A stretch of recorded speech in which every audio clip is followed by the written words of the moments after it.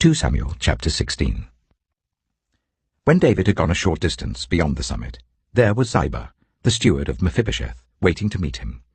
He had a string of donkeys saddled and loaded with 200 loaves of bread, 100 cakes of raisins, 100 cakes of figs, and a skin of wine. The king asked Ziba, "Why have you brought these?" Ziba answered, "The donkeys are for the king's household to ride on, the bread and fruit are for the men to eat, and the wine is to refresh those who become exhausted in the wilderness." The king then asked, "Where is your master's grandson?" Ziba said to him, "He is staying in Jerusalem because he thinks, 'Today the Israelites will restore to me my grandfather's kingdom.'" Then the king said to Ziba, "All that belonged to Mephibosheth is now yours." "I humbly bow," Ziba said. "May I find favor in your eyes, my lord the king." As King David approached Behurim, a man from the same clan as Saul's family came out from there. His name was Shimei, the son of Jirah, and he cursed as he came out. He pelted David and all the king's officials with stones, though all the troops and the special guard were on David's right and left. As he cursed, Shimei said, get out, you murderer, you scoundrel! The Lord has repaid you for all the blood you shed in the household of Saul, in whose place you have reigned. The Lord has given the kingdom into the hands of your son Absalom. You have come to ruin because you are a murderer." Then Abishai, son of Zeruiah, said to the king, "Why should this dead dog curse my lord the king? Let me go over and cut off his head." But the king said, "What does this have to do with you, you sons of Zeruiah? If he is cursing because the Lord said to him, 'Curse David,' who can ask, 'Why do you do this?'" David then said to Abishai and all his officials, "My son, my own flesh and blood, is trying to kill me. How much more then this Benjaminite? Leave him alone, let him curse, for the Lord has told him to. It may be that the Lord will look upon my misery and restore to me his covenant blessing instead of his curse today."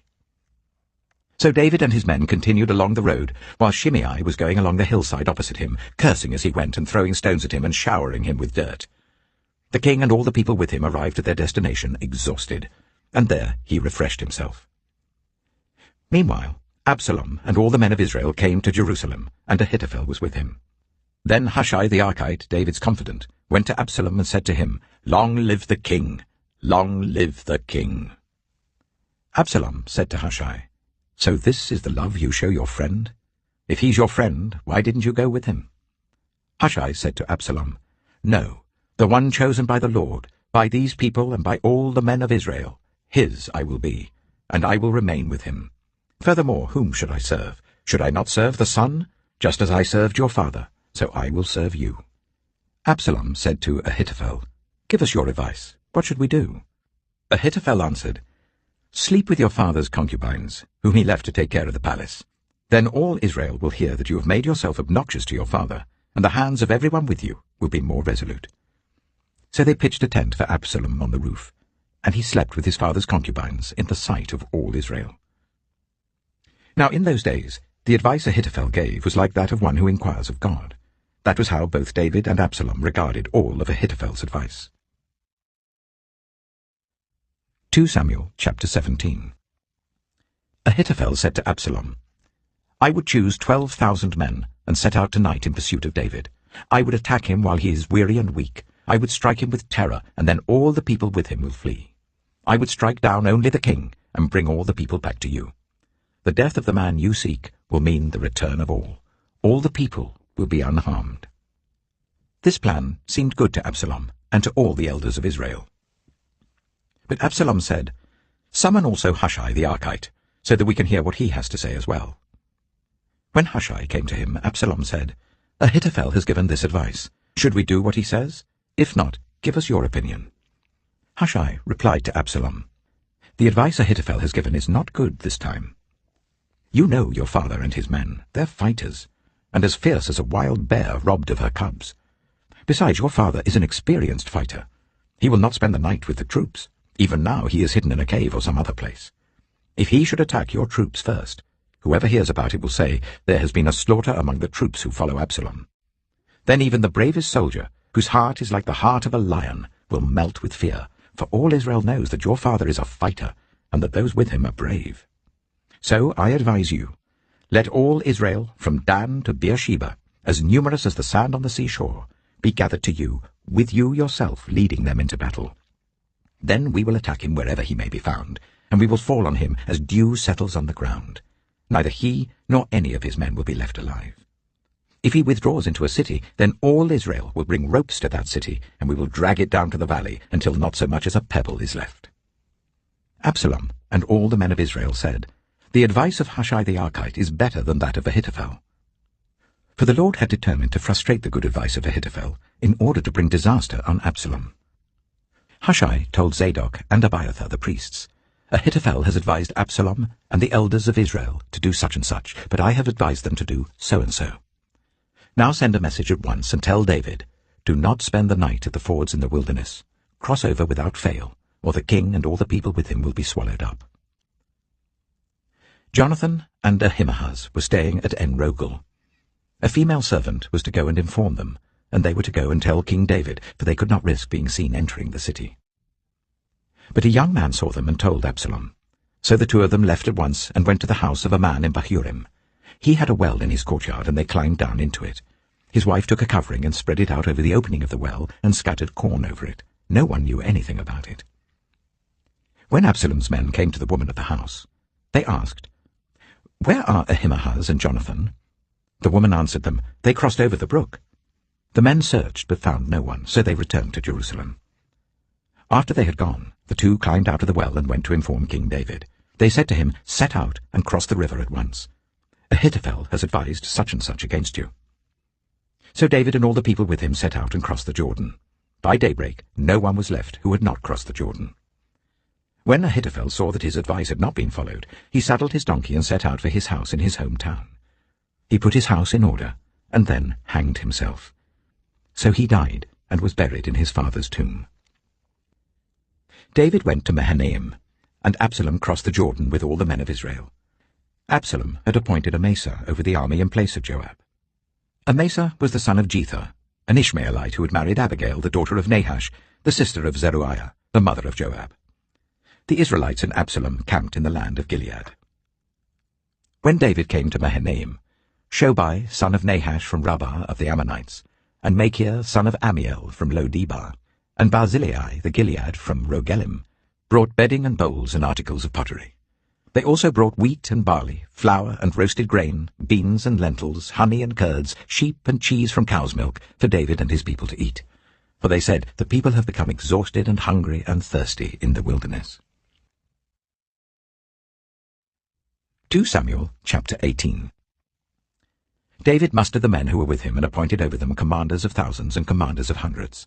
David sent out his troops, a third under the command of Joab, a third under Joab's brother Abishai, son of Zeruiah, and a third under Ittai the Gittite. The king told the troops, "I myself will surely march out with you." But the men said, "You must not go out. If we are forced to flee, they won't care about us. Even if half of us die, they won't care. But you are worth 10,000 of us.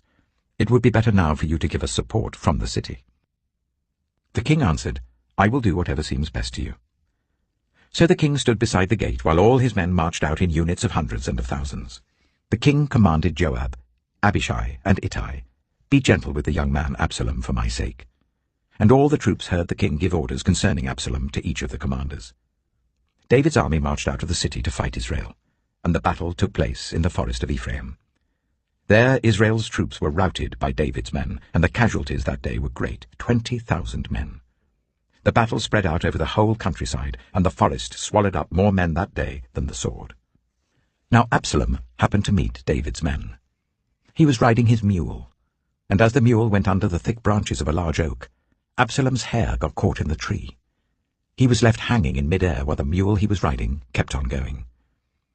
When one of the men saw what had happened, he told Joab, "I have just seen Absalom hanging in an oak tree." Joab said to the man who had told him this, "What? You saw him? Why didn't you strike him to the ground right there? Then I would have had to give you 10 shekels of silver and a warrior's belt." But the man replied, "Even if 1,000 shekels were weighed out into my hands, I would not lay a hand on the king's son. In our hearing, the king commanded you and Abishai and Ittai, protect the young man Absalom for my sake. And if I had put my life in jeopardy, and nothing is hidden from the king, you would have kept your distance from me." Joab said, "I'm not going to wait like this for you." So he took 3 javelins in his hand and plunged them into Absalom's heart while Absalom was still alive in the oak tree. and 10 of Joab's armor-bearers surrounded Absalom, struck him, and killed him. Then Joab sounded the trumpet, and the troops stopped pursuing Israel, for Joab halted them. They took Absalom, threw him into a big pit in the forest, and piled up a large heap of rocks over him. Meanwhile, all the Israelites fled to their homes.